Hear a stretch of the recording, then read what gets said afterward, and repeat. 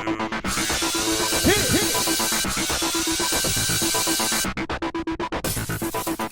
guys, welcome to another recap of The Bachelor. Yes, 2 nights in a row, 4 hours this week. We survived. Pat yourself on the back. So they are in, Canada. Yeah. Land of trees and large animals. So Catherine gets the first one-on-one date. Let's find our fairy tale ending. So they stick her out in the middle of nowhere in a blizzard. And she's freezing her butt off, and this giant snow bus comes driving up, and who's inside? Sean. He's not just inside, he's driving the thing. I guess he could. I mean, they were in the middle of nowhere. What's he gonna hit? More snow? Alright, so they put on onesies, and it's an old, hey, let's drive to the glacier and have fun playing in the snow. So they go sledding in a blizzard. This could not have been fun. They look like a wreck at the end of running around in the snow. They had some tiny cups of hot chocolate, and they looked miserable. Her hair was all knotted up. Ugh, great date. But the second part of the date, the evening portion, was pretty good, I have to say.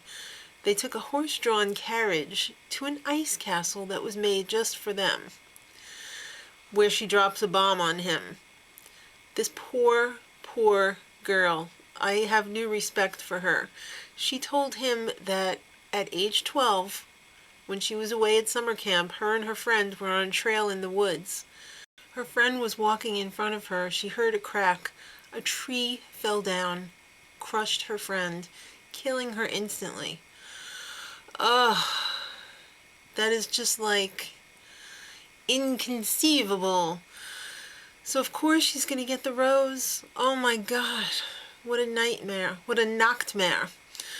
Poor girl. Alright, so group date time. Sorry to bring the room down, but that's what happened. Let's bare our souls. Well, Daniela and Tiara were the only other girls who hadn't had a one-on-one date yet, so either one of those was hoping that the final one-on-one date this week was going to be for them. But it was for freaking Desiree, who already had a one-on-one date. So Daniela was a little upset. Tiara's in a constant state of zombie freakishness, so who cares what she's thinking. So Danielle was upset. Daniela. And we find out that the date is canoeing. Everyone was pissed that there was only 3 canoes, 3 girls in each of the 2 canoes, and then in Sean's canoe was 1 girl. And Leslie jumped right in there, and everybody was like, what? But especially Selma. She's got a little anger issue, I think. So after they made it across the lake in the canoes, which really wasn't that bad, I guess after that other challenge where they had to paddle the canoe, they finally figured it out. They're going to be doing a polar bear plunge. Now, if you don't know what that means, it's stupidity. Why on earth, if it's like 0 degrees, would you take all your clothes off and jump in the water? It just doesn't make sense. Sorry, polar bears. So, and you have to completely submerge. And the water temperature is just above freezing. Well, Selma's like, later, I'm not doing this. And I have to say, I can't blame her. If I was on that date, I probably wouldn't have done it either. And Ashley, she really doesn't want to do it. But she's going to do it because she doesn't want Sean to think she's an idiot. And Tiara, she doesn't want to do it either. But she does it. And after she does it, she freaks the freak out. I don't know if this was made up. I don't know if it was real, but she totally went into shock. They had to wrap her up like a mummy and carry her off to a car. And then Catherine and Desiree were watching from their suite, and they were like, who's that? Is that somebody from the show? So they freak the freak out, and they run down and see who it is, and they see that it's her. And then sometime later, Sean shows up and is like, hey, what's going on, ladies? And he jumps into bed with Tiara. He's always so casual about everything, which is so weird. And of course he makes out with her with an oxygen thing in her nose. Can anyone stop him from making out or grabbing ass? Has anybody else noticed? Raise your hand if you've noticed. He's grabbed like every single girl's ass this season.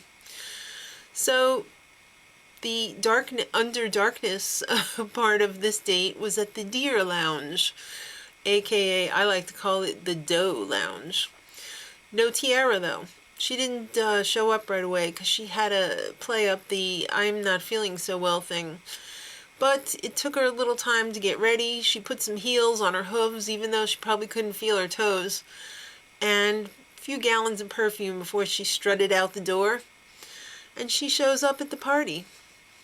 She was hoping to get that rose by putting on her game face, but Leslie got the rose instead. So all of the girls go home, he goes home, and then he's like, wait a minute. So he goes back to the suite and he gets Sarah. And of course she's freaking out because she doesn't know what's going on. With good reason. He decides all of a sudden, oh, she showed me some pictures during the group portion of the date of her family, and I don't want to meet them. I guess that's when he realized it wasn't in the cards for those two.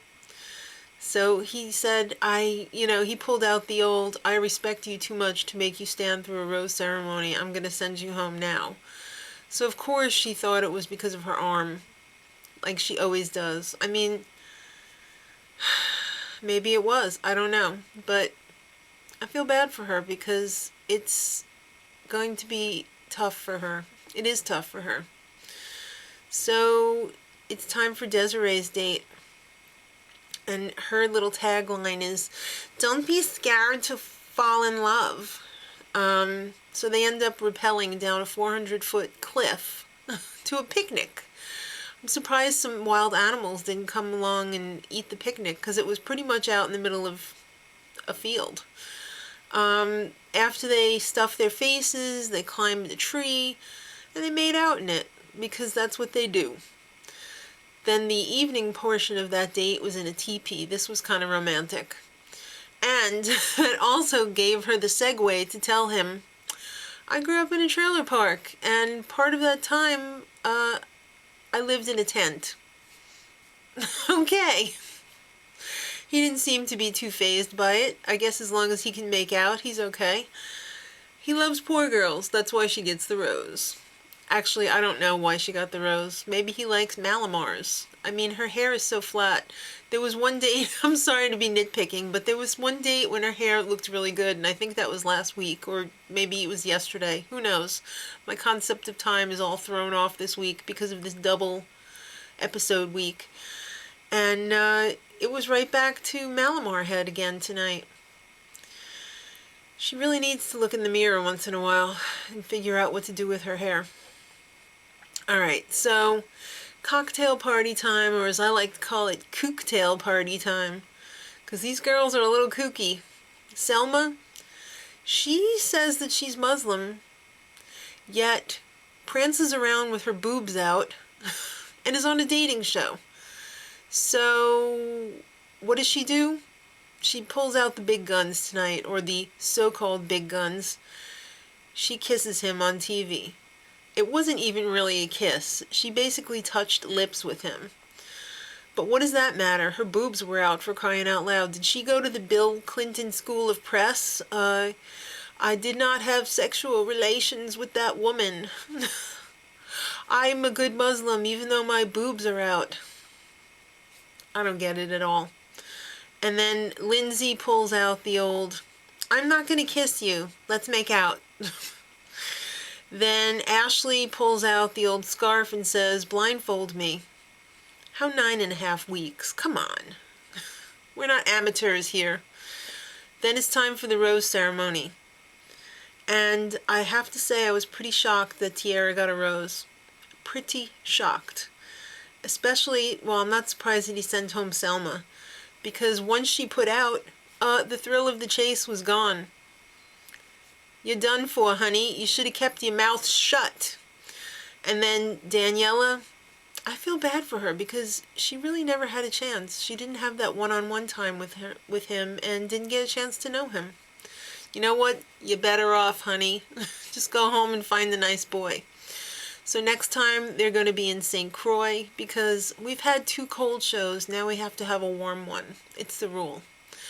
And at the end of the show, he told the most disgusting story I've ever heard about how when he was a little kid, he decided that he was going to pee in his desk drawer.